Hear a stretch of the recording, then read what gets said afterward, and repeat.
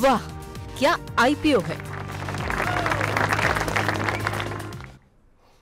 वाह क्या आईपीओ है। खास पेशकश हमारी कल होनी है लिस्टिंग, और लिस्टिंग में क्या रणनीति होनी चाहिए आपकी, लगातार हम अलग अलग एक्सपर्ट से आपको बता रहे हैं। और बहुत सारे दर्शकों के सवाल आए थे, सर पता ही नहीं चल रहा है अलॉटमेंट हुआ है कि नहीं हुआ है। तो अगर आपने अप्लाई किया है, अगर आप अभी तक कंफ्यूज हैं कि आपको अलॉटमेंट हुआ है कि नहीं हुआ है, तो हमने सोचा सबसे पहले तो आपको यही बताते हैं कि कैसे चेक किया जाए, और उसके बाद आपको बताएंगे कल होने वाली लिस्टिंग में क्या करना चाहिए। एसएमई आईपीओ पे भी बातचीत करेंगे। लेकिन इस बीच अंकिता राय जी कह रही है मेरा क्वेश्चन 3 महीने से नहीं ले रहे हैं, क्या सवाल पूछना बंद कर दूँ? बिल्कुल मत बंद कीजिए, और नहीं लिया गया है, हम लोगों की तरफ से चूक हुई है, आगे पूरी हो जाएगी, कल ले लेंगे आपका सवाल, तो इसलिए नाराज़गी मत जाहिर कीजिए और कार्यक्रम में बनी रहिए। चलिए इस बीच चलते हैं, शौर्य हमारे साथ हर रोज़ की तरह जुड़ चुके हैं। शौर्य जरा बताइए पहले, सबसे पहले तो कि जो तमाम लोग परेशान थे कि हमको अलॉटमेंट हुआ है नहीं हुआ है, पता नहीं चल पा रहा है, कैसे चेक कराया जाए और क्या कुछ सलाह रहेगी, आप बताइए जरा। जी देखिए, शेयर मार्केट से कुछ भी इन्फॉर्मेशन चाहिए, बेस्ट सोर्स है BSE NSE। और इसी तरह से अगर आपको अपने आईपीओ का अलॉटमेंट चेक करना है, सबसे ऑथेंटिक सोर्स है BSE की वेबसाइट पर जाना। अगर आप बंसल वायर्स का एग्जांपल लें तो आप देखेंगे उसके कुछ बेसिक स्टेप्स फॉलो करने हैं। सबसे पहले आपकी स्क्रीन पर एक लिंक आएगा, पॉज करके उस लिंक को देख सकते हैं और उस लिंक पर जाकर आपको आगे के स्टेप्स फॉलो करने हैं। इसमें स्टेप 2 में क्या करना है, जब उस लिंक को खोलेंगे तो आपको ऑप्शन आएंगे इशू टाइप का। इशू टाइप में कुछ कैटेगरीज होंगी, उसमें आपको इक्विटी कैटेगरी को सेलेक्ट करना है। जैसे आप इक्विटी कैटेगरी को सेलेक्ट करेंगे, आपके पास एक ड्रॉप डाउन मेन्यू आएगा, जिसमें आप क्लिक करेंगे तो एक लिस्ट आ जाएगी खुल के, उसमें जो आईपीओ खुले हुए उसका नाम है। अब सपोज कीजिए आपने बंसल वायर में अपना अलॉटमेंट चेक करना है, तो बंसल वायर पे क्लिक कर दीजिए। उसके बाद आपको 2 चीज़ें से पता कर सकते हैं, या तो जो आईपीओ के लिए अप्लाई करते हैं तो आपको एप्लीकेशन नंबर मिलता है। अब हो सकता है एप्लीकेशन नंबर नहीं याद रहा हो, उस केस में आप अपना पैन नंबर भी डाल सकते हैं। एप्लीकेशन नंबर या पैन नंबर, इन दोनों में से कोई भी चीज़ डालकर आप फिर अपना अलॉटमेंट को चेक कर सकते हैं। और एक इनडायरेक्ट तरीका ये भी है कि अगर आपके पास पैसे वापस आते तो समझ लीजिए कि नहीं मिला है, और पैसे कटे हुए हैं तो समझ लीजिए कि हाँ अलॉटमेंट हो गया। लेकिन उससे बेहतर तरीका ये है कि उससे कम से कम आप कंफर्म हो जाएंगे कि वाकई में आपके पास, कई बार पैसे आने में थोड़ा सा समय लग जाता है, बहुत लोग शिकायत करते हैं कि अलग अलग ऐप पे अलग अलग कुछ प्रॉब्लम्स आती रहती हैं, लेकिन ये तरीका जो है आपको सही तरीके से आपको बताएगा। चलिए इस बीच अब ये तो आपको पता लग गया, लेकिन अगर आपको अलॉटमेंट हो गया है तो उससे जुड़ा हुआ कोई सवाल अगर आप पूछना चाह रहे हैं तो अभी पूछ लीजिए फटाफट, जो है हम लोग इस पर बातचीत कर लेंगे। लेकिन सॉरी ये बताइए कि पहले तो कि क्या कुछ आंकड़े कह रहे हैं और क्या कुछ संभावनाएं दिखाई दे रही हैं, क्योंकि सब्सक्रिप्शन के आंकड़े तो काफ़ी अच्छे देखने को मिले थे। इस सब्सक्रिप्शन के आंकड़े अच्छे देखने को मिले सब। अगर बंसल वायर्स पर ही रहें तो सब्सक्रिप्शन की बात करें 62 टाइम सब्सक्राइब हुआ था। लेकिन एक पॉइंट नोट करने वाला ये है कि हाल ही के समय में यानी आजकल में ग्रे मार्केट प्रीमियम थोड़ा सा घटते हुए नजर आया है, और अभी 256 रुपीज़ के प्राइस पर 63 रुपीज़ का ग्रे मार्केट में प्रीमियम चल रहा है। चलिए इस बीच जो है सर, बंसल वायर्स जिन लोगों को भी अलॉटमेंट हुआ है उनके लिए क्या सलाह रहेगी, क्योंकि क्या लिस्टिंग के दिन ही जो है निकल जाएं, थोड़ा वेट करें, या फिर जो लोग चाहते हैं कि उनको अलॉटमेंट नहीं हो पाया है तो क्या लिस्टिंग के दिन फ्रेश बाइंग भी की जा सकती है?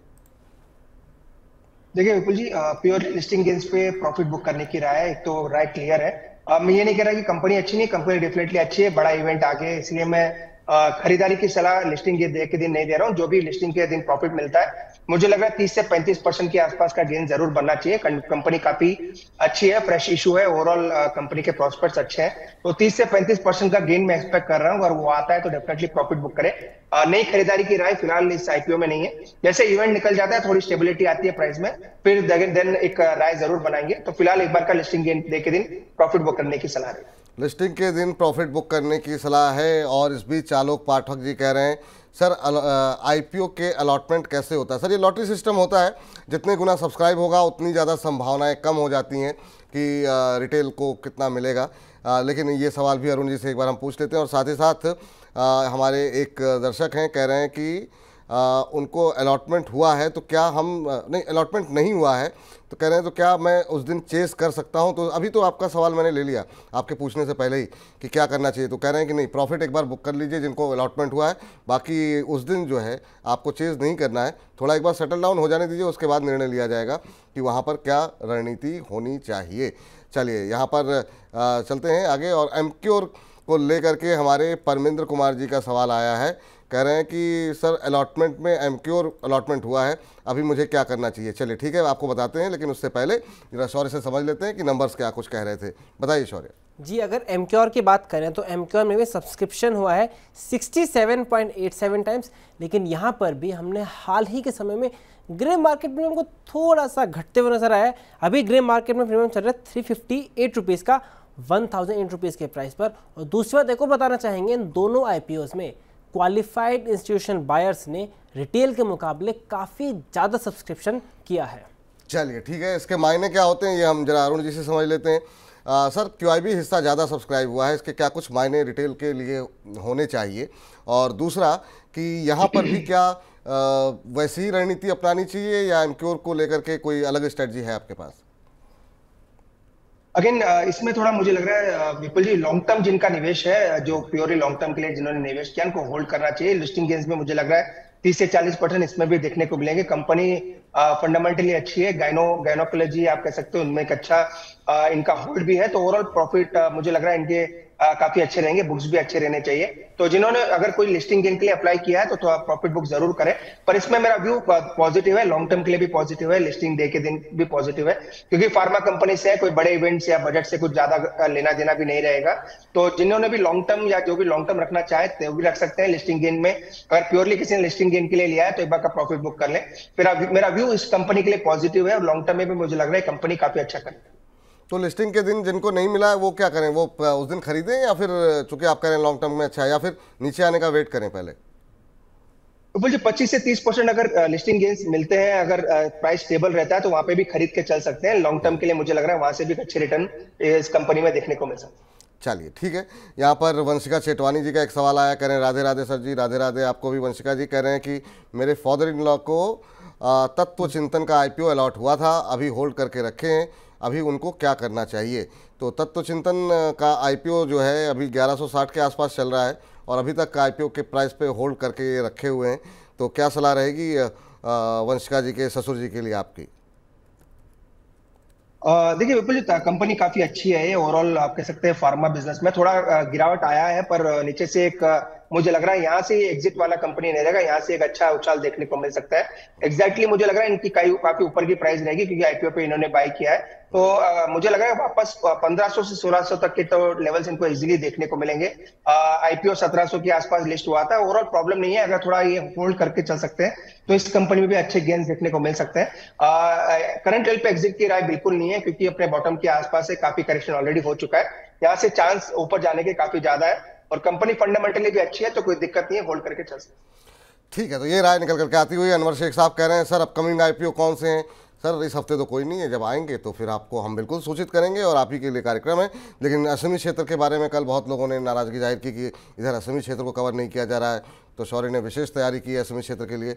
शौर्य बताइए। जी, असमी क्षेत्र में 2 IPO खुले हुए हैं। पहला है गणेश ग्रीन भारत। सब्सक्रिप्शन की बात करें तो गणेश ग्रीन भारत जो है वो 109 गुना सब्सक्राइब हो चुका है, जिसमें रिटेल का सब्सक्रिप्शन 122 टाइम्स और हाई नेटवर्थ इंडिविजुअल का सब्सक्रिप्शन 186 टाइम। लेकिन अगर ग्रे मार्केट प्रीमियम पर नजर डालें तो वो सेबी के ऐसे पोजीशंस के बाद भी काफ़ी ज़्यादा बना हुआ है। अभी भी इसमें ग्रे मार्केट का प्रीमियम 135% का बना हुआ है। दूसरी कंपनी है एफावा। एफावा इंफ्रा की बात करें, यहाँ भी सब्सक्रिप्शन हो चुका है टोटल 166 टाइम्स और ग्रे मार्केट में नजर डालें तो यहाँ भी 82 रुपीज़ के प्राइस पर 120 रुपीज़ का GMP चल रहा है, यानी 146% पे। तो अभी जो 2 IPO खुले हुए हैं उसमें इतने सेबी के वादों के बावजूद भी ग्रे मार्केट में प्रीमियम 100% से ज़्यादा का बना हुआ है। शक्ति है सर कि 90% से ज़्यादा प्रीमियम पर जो है वो लिस्ट नहीं हो पाएगी, उसके बावजूद काफ़ी ज़्यादा हम देख रहे हैं एक्शन देखने को मिल रहा है। और असमी को लेकर के पहले इतने सवाल नहीं आते थे जितना पिछले 2-4-6 महीनों में आने लगे हैं। आपकी राय क्या है अभी, और इन 2 IPOs पे किसी पर आपकी अगर नज़र हो तो आपकी टिप्पणी जानना चाहेंगे? विपुल जी, अगर आपको याद होगा पिछले मैं काफी दिनों से यही कह रहा हूँ कि SME IPO पे रेस्ट्रिक्शंस आपको आएंगे और धीरे धीरे वो आना शुरू भी हुए हैं और आने वाले दिनों में भी देखने को मिलेंगे। तो जिन्होंने भी होल्डिंग अपने पोर्टफोलियो में रखी है, जो फ्रेश बाई करने हैं, तो उस चीज के लिए उनको तैयार रहना है और नए रेगुलेशंस के लिए भी तैयार रहे। बड़े गेन्स हो सकता है आपको पहले के जैसे आप देखने को ना मिले, थोड़ा बहुत आपको कंसोलिडेशन इन स्टॉक्स में भी देखने को मिलेगा।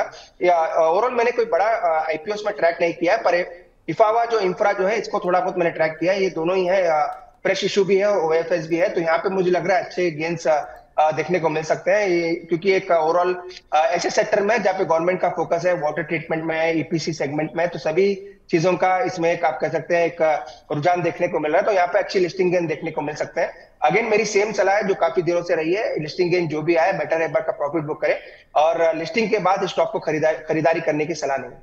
ठीक, चुन चुन के सेगमेंट पे जाएं उससे पहले नीतू त्यागी जी का सवाल ले लेते हैं। कह रहे हैं hello sir, signature global IPO में मिला था 38 शेयर 385 के भाव पर, अभी क्या होल्ड करें?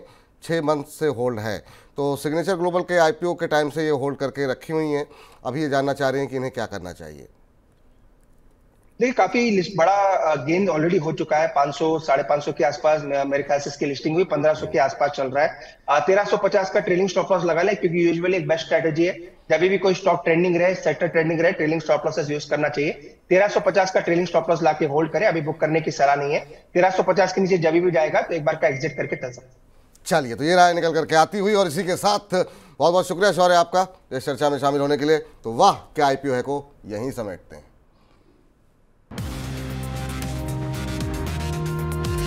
वाह क्या आईपीओ है।